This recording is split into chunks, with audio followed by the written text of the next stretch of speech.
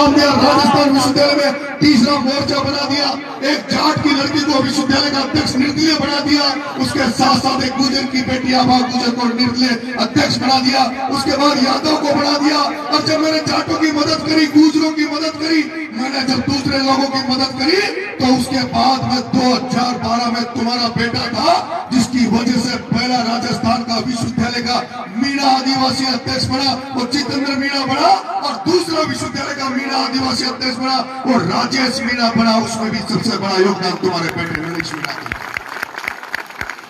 और उसके बाद विश्वविद्यालय में आपने देखा होगा जो हमारे बुजुर्ग पंच पटेल बैठे हैं, उनसे मैं निवेदन करना चाहता हूं, जब विरोध यहाँ इसी उकलाना की धरती पे आया था तब भी मैं उनसे कह के गया था कि मैं एक साधारण परिवार में जरूर पैदा हुआ हूं, लेकिन राजनीति से जुड़ा हुआ रहा हूं। मेरे पिताजी के जो बुआ के लड़के हैं, मेरे पिताजी के बुआ के लड़के राम गोपाल जारवाल, वो 77 के लगभग विधायक वहां किशनगंज सभा से एमएलए रहे थे। इसलिए मैं देखता हूं, जन्म से देखता हूं राजनीति कैसी होती है। रामनाथ जी मीणा साहब और राम गोपाल जारवाल जी पार्टनर थे, साथ में एमएलए रहे, इसलिए मुझे पता उनके शुरू से उनको देखता था, इसलिए मेरा ख्वाब भी बड़ा था। राजस्थान विश्वविद्यालय में तुम्हारे बेटे की वजह से 2 दलित अध्यक्ष बन गए, अच्छा वो चला। और उसके बाद जब मेरे साथ वाले जो युवा साथी, छात्र साथी ये सोचते थे कि भाई साहब साथ वाले सब लोग एमएलए बन गए, सब लोग एमएलए बन गए, हम आपको भी चाहते हैं विधायक बनाए, लेकिन आपने मेरे पंच पटेल, यहाँ जो बैठे हैं सारे बुजुर्ग पंच पटेल, जो आगे मेरे प्रति जो ख्वाब देखते हैं, जो सोचते हैं, ज्यादातर 90-95% लोग बैठे, उनकी मंशा है और इस गांव की भी आस्था पिलोटा के लोग पे आए, सबकी इच्छा कि हमारी कांग्रेस पार्टी है, कांग्रेस से टिकट लिए, सबकी इच्छा रहती है कि हमारी कांग्रेस पार्टी है। बीजेपी को यह समुदाय देखना पसंद नहीं करता, बीजेपी को समाज देखना पसंद नहीं करता। ये समाज जानता है कि वो भारतीय जनता पार्टी जो कभी गुर्जर मीणाओं को लड़ा देने वाली काम करती है, जो आरक्षण की विरोधी पार्टी है, जिसने पूरे देश में आरक्षण को खत्म करने के लिए नया पैटर्न निजीकरण का अपना लिया, उस निजीकरण को लाने वाली बीजेपी को ये समुदाय नहीं देखना चाहता। इसीलिए उस समुदाय जो बीजेपी को नहीं देखना चाहता, इसलिए कांग्रेस को देखता है कि कांग्रेस कहीं कहीं हमारे लिए ठीक रहती है, इसलिए समुदाय चाहता था कि हमारा बेटा, और इसलिए मैंने भी कांग्रेस से राजनीति चालू की, टिकट मांगा, छबरा टिकट मांगा।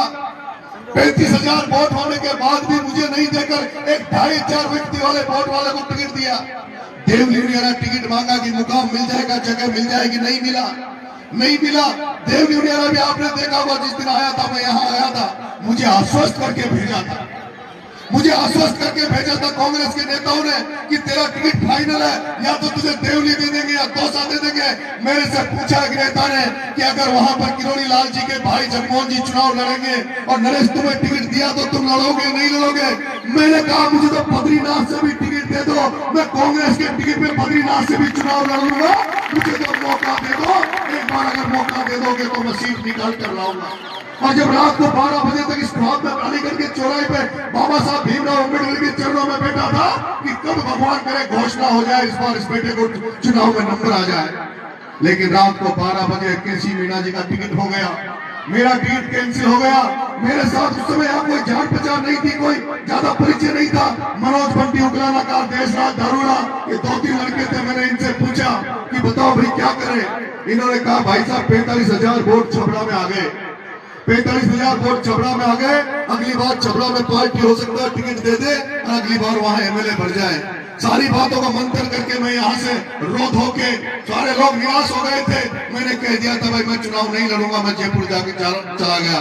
लेकिन रात ही रात को जिस तरह से युवा साथी, छात्र साथियों के फोन आने लगे, लोगों के फोन आने लगे कि नरेश मीणा जिस तरह से तुम्हारा बार बार टिकट काटता है, हमें गारंटी नहीं कि अगली बार भी तुम्हें मौका दे। और वो भगवान की पता नहीं वो किस तरह से कैसे अचानक से योग में, तो योग मानता हूँ कि मैं यहाँ आया, चुनाव लड़ा, हो सकता था वो चुनाव अगर मैं नहीं लड़ता तो हो सकता केसी जी भी जीत जाते, लेकिन सवाल चुनाव का नहीं था, चुनाव का हार जीत का सवाल नहीं था। मैं जिस तरह से सपने देखकर जयपुर में आया था, राजधानी में आया था, उसी तरह से जैसे तुम लोग जिनके फर्स्ट डिवीजन लड़के पास हो जाते हैं, तुम सोचते हो हम कलेक्टर बने, हमारा बेटा एसपी बने, तब मैं कहता हूँ कि राजनीति में भी तुम्हारा समाज सपने बड़े नहीं देख रहा, तुम्हारा समाज सपने बड़े नहीं देख रहा।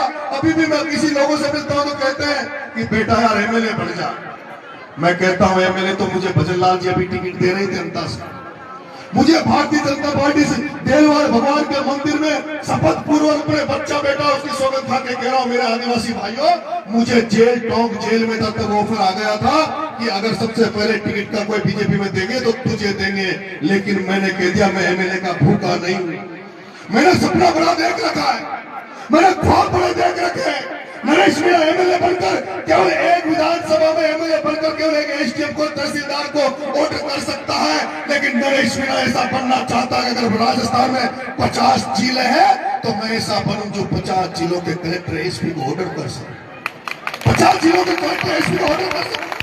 नरेश मीणा ऐसा बनना चाहता है कि नरेश मीणा जब सत्ता में जाए, विधानसभा में जाए, तो नरेश मीणा की तरफ भी उसी तरह से देखे जो बड़े बड़े नेता टिकट बांटने वालों की तरफ लोग देखते हैं। अरे तो मैं सौभाग्यशाली हूँ, उस समय मेरे युवा साथी छात्र साथियों ने आशीर्वाद दिया, जिसकी वजह से 60,000 वोट आ गए। अगर उस समय जो आज विश्वास मेरे प्रति बढ़ रहा है, जो बुजुर्गों का विश्वास बढ़ रहा है, जो हमारे जनों का विश्वास मुझे बढ़ रहा है। अभी भी मैंने जब देवली उड़ियाला में आंदोलन किया, सौंप के मामले में आंदोलन किया, तब बुजुर्गों के दिमाग में एक बात चल रही थी कि कहीं दोबारा समझौता कांड नहीं हो जाए, कोई गड़बड़ नहीं हो जाए। लेकिन मैं आपकी भावनाओं को समझता हूँ, मैं आपकी भावनाओं को समझता हूँ। नरेश मीणा, उम्र कम हो सकती है, उम्र कम हो सकती है, लेकिन मेरे ऊपर आपका वजन है, आपका दायित्व है, आपकी भाव है। मैं कभी भी ऐसा काम ही नहीं करना चाहता जिससे मेरे लोग कमजोर हों, उनको नीचा देखना पड़े। अरे मैं तो जरूरत पड़ती तब भगत सिंह बनता हूँ, जरूरत पड़ती जब गांधी बन जाता हूँ। मैंने भगत सिंह को भी पढ़ा है, गांधी को भी पढ़ा है। भगत सिंह 23 साल के लड़के को ये कहते हैं कि वो एक उग्र स्वभाव का था, लेकिन भगत सिंह ने भी जब जेल में था तब उसने भी 63 दिन आमरण अनशन करके, भूख हड़ताल करके गांधी का मार्ग अपनाया था। मैं भी देखता हूं, अगर जहां सीधे उंगली से घी निकले वहां सीधी से प्रयास करते हैं। टेढ़ी करने की जरूरत पड़े तो टेढ़ी करनी पड़ती है। और अभी आपने आंदोलन जो शोक का आंदोलन हुआ, उसमें आपने देखा होगा रात को 1:30 बजे तुम्हारे बेटे के पास है क्या? तुम्हारे पास बेटे के पास कोई पद भी नहीं है, वाथा भी नहीं है, लेकिन रात को तुम्हें गर्व हुआ होगा, तुमने प्राउड महसूस किया होगा कि जब तो कोई सांसद एमएलए बिठाते हैं, वैसे तुम्हारे बेटे ने बिना कई पद के, बिना किसी कद के भी एडीएम को, एडिशनल एसपी को सीट के ऊपर टेक उसके गाड़ी के ऊपर बिठा के फैसला किया। और कैसा कैसा फैसला, कैसा फैसला? वो मालियों की झोपड़ी जो गांव माली समाज का, जिनको विस्थापित कर दिया गया था, उनकी कोई सुन नहीं रहा था, उन्होंने धरना दे दिया, सब नेताओं के आगे पीछे डोल लिए। उन्होंने कहा हमारी समस्या है। नरेश मीणा ने उसी दिन ऑर्डर करवा दिए कि तुम्हें मुआवजा भी मिलेगा और तुम्हें जमीनों के पट्टे भी मिलेंगे। नरेश मीणा ने उस ठोक थानेदार की इन्वेस्टिगेशन चालू करा दी। नरेश मीणा ने जो गलवा बांध है उसमें जो डूब क्षेत्र में जो किसानों का मामला आया है उनका मुआवजा चालू करवा दिया। नरेश मीणा ने जो तुम्हारी अभी फसलें जो कटेगी उन पर 2 समर्थन मूल्य पर कांटे बढ़वाए, एक अलीगढ़ में कांटा लगेगा और एक दूनी में समर्थन मूल्य पर कांटा जाएगा। मैं बुजुर्गों से मुझे भी लगता है और मैं काम करता हूं कि युवाओं का जोश मेरे साथ है, लेकिन बुजुर्गों का आशीर्वाद मेरे लिए बहुत जरूरी है। बुजुर्गों का आशीर्वाद मेरे लिए बहुत जरूरी है, इसलिए मैं हर दिन ये प्रयास करता हूं कि कैसे न कैसे मेरे बुजुर्गों के दिल में अपनी लिए जगह बना सकूं, ऐसे कोई काम करूं जो इनके भी जहन में मेरे प्रति जगह बन सके। अभी राजनीति में बात चल रही है, मेरे साथ वाले मेरे से पूछते हैं नरेश भाई पर क्या करेंगे आगे, नरेश भाई पर आगे क्या करेंगे? मैं कहता हूं कि मुझे खुद को भी ये नहीं पता कि आगे क्या करेंगे, क्योंकि राजनीति में परिस्थितियां बनती है, राजनीति में परिस्थितियां बनती है। अभी कांग्रेस के हालात और बीजेपी के हालात आपके सामने। भारतीय जनता पार्टी के लिए मैंने कह दिया, जीते जी भारतीय जनता पार्टी में नहीं जाऊंगा, जीते जी भारतीय जनता पार्टी में नहीं जाऊंगा, लेकिन कांग्रेस में लड़ाई सम्मान की है, कांग्रेस में लड़ाई सम्मान की है। अब तुम्हारा बेटा नरेश मीणा एमएलए बनने के लिए किसी के दरवाजे पर नहीं जाएगा। अब तुम्हारा बेटा एमएलए के टिकट के लिए, एमएलए बनने के लिए किसी के दरवाजे पर नहीं जाएगा। अब तो अगर तुम्हारा आशीर्वाद रहा, समाज ने अगर आशीर्वाद दे दिया, तो तुम्हारा बेटा भी 2028 में ऐसे चाहता है जैसे अभी बड़े बड़े नेताओं की चर्चा होती है राजस्थान की राजनीति में। सचिन पायलट साहब की चर्चा होती है, गोविंद डोटासरा की चर्चा होती है, अशोक गहलोत की चर्चा होती है, भंवर जितेंद्र की चर्चा होती है। मैं तुमसे पूछना चाहता हूं, जब तुम्हारी ताकत इतनी है, संख्या इतनी है, तो फिर तुम्हारी भी चर्चा बराबर की होनी चाहिए, तुम्हें भी बराबर की भागीदारी मिलनी चाहिए, तुम्हें भी बराबर की भागीदारी मिलनी चाहिए। जब टिकटों की चर्चा चले, जब टिकटों की चर्चा चले, जब चुनाव नजदीक आ जाए तो तुम्हारी भी चर्चा होनी चाहिए कि इस समाज का भी तो कोई नुमाइंदा होना चाहिए, उसके कहने पर भी तो टिकट बांटने चाहिए। और अगर ऐसा नहीं हुआ तो फिर अपनी ताकत भी दिखानी चाहिए, सम्मान के साथ स्वाभिमान के साथ समझौता नहीं करना चाहिए। इसलिए मैं तो आगे बढ़ रहा हूँ, लड़ाई लड़ रहा हूँ। आपके बेटे ने राजस्थान यूनिवर्सिटी में 9 दिन भूख हड़ताल रखकर 31 करोड़ रुपए की छात्रवृत्तियां आपके बच्चों को दिलाई। अभी भी आपका बेटा 15 दिन तक भूखा रहकर आमरण अनशन कर उन पिपलौदी के बच्चों को न्याय दिलाया। आपका बेटा वो बेटा है जो 8 महीने जेल रह लिया, 40 दिन जेल रह लिया, और अभी भी मुझे ये नहीं पता कि कब मुझे जेल में फिर से डाल दिया जाएगा, कब मेरी राजनीतिक हत्या करने का प्रयास किया जाएगा। लेकिन आपका बेटा जैसे महाराणा प्रताप ने समझौता नहीं किया, स्वार्थ के लिए राजीनामा नहीं किया, तुम्हारा बेटा अपने स्वार्थ के लिए और अपने उसके लिए कभी भी राजीनामा और समझौता नहीं करेगा। ये मैं वादा आपसे कर रहा हूं। आज आपके सामने स्थितियां हैं, विकास के नाम पर किस तरह से हमें गुजारा जा रहा है। चाहे डूंगरी बांध का मामला हो, चाहे अभी आपने देखा होगा बीकानेर में खेजड़ी का मामला हो, किस तरह से सोलर लगाने के नाम पर वहां लाखों पेड़ खेजड़ियों के काटे जा रहे हैं। लेकिन वहां की जनता जागरूक है, उन्होंने उस खेजड़ी जैसे पौधे को बचाने के लिए वहां पर लोगों ने अनशन कर रखा है, भूख हड़ताल पर बैठे हुए, और सरकार उनके आगे घुटने टेक रही है, मंत्री जा रहे हैं, समझौता कर रहे हैं।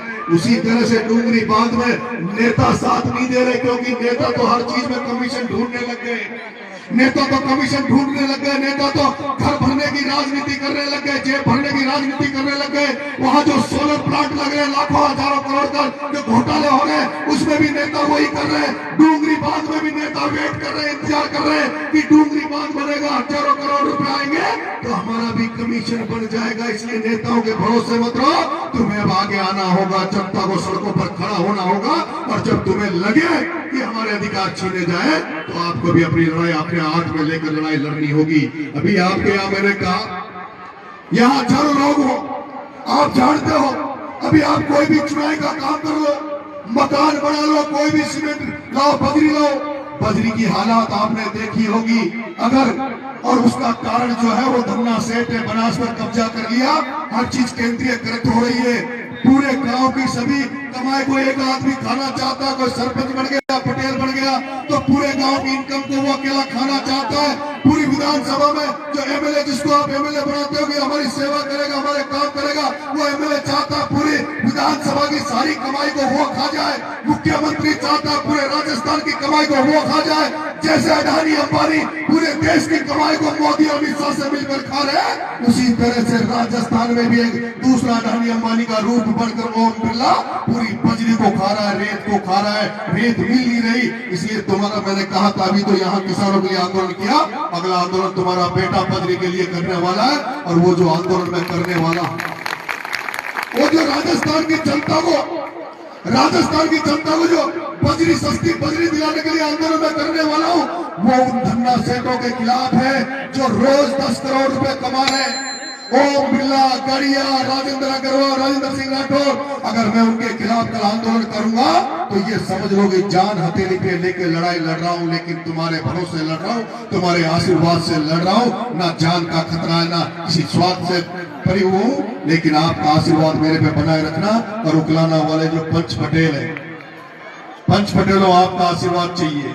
अगर उकलाना वाले, बिलोता वाले, खोलियारा वाले, पंच पटेल भी हमारे युवा साथियों को आशीर्वाद उस समय दे देते, पूरा दे देते तो शायद आज तुम्हारा बेटा एमएलए होता।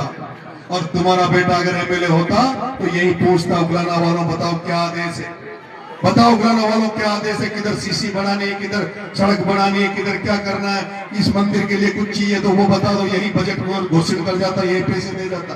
पर तुम्हारे बेटे के पास तो एक खाली आवाज है, खाली भाषण है। और इस भाषणों को मैं चाहता हूँ ऐसा कोई आशीर्वाद दो जो विधानसभा में भी कोई बोलने का मौका भेजोगे। हाँ, और अभी जो आंदोलन किया था उससे जनता का भला हुआ, और मुझे लगता है देवली उनियारा की धरती पर तो शायद किसी जनप्रतिनिधि नेता ने तो पहला ही आंदोलन किया होगा, इतनी शांति से इतनी बड़ी संख्या में हुआ। इसलिए सचेत रहना, आशीर्वाद बनाए रहना। बहुत बहुत धन्यवाद राम साहब।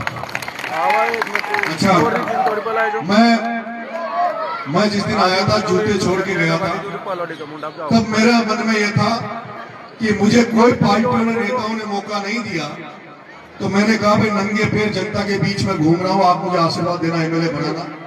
लेकिन जब मैं जेल चला गया था, तो समरावता वाले प्रकरण में मेरे ऊपर जो मुकदमा बना था वो केवल ऐसा मुकदमा था जिसमें मुझे 5 दिन या 7 दिन में मेरी जमानत हो जानी चाहिए थी। एक थप्पड़ में 323, 341 बनता है। लेकिन आपने देखा होगा, आपके बेटे को कमजोर करने के लिए, आपके बेटे की आवाज दबाने के लिए मुझे 8 महीने जेल में रखा था।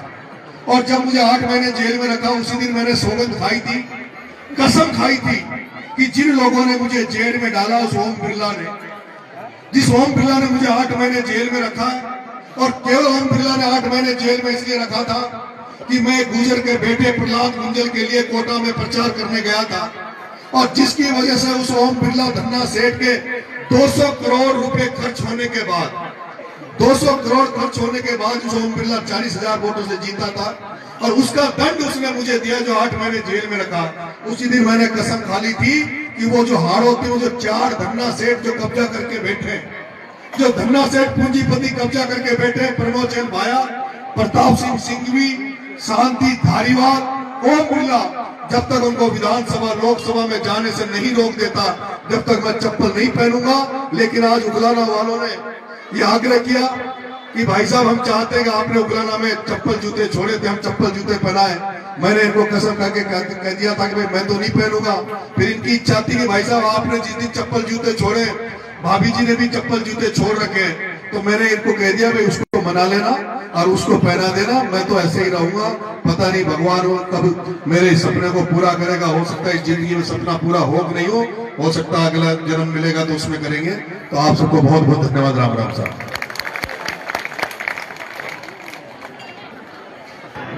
संपूर्ण बस्ती उगलाना का निवेदन था भाभी जी से कि भाभी जी चप्पल पहने। और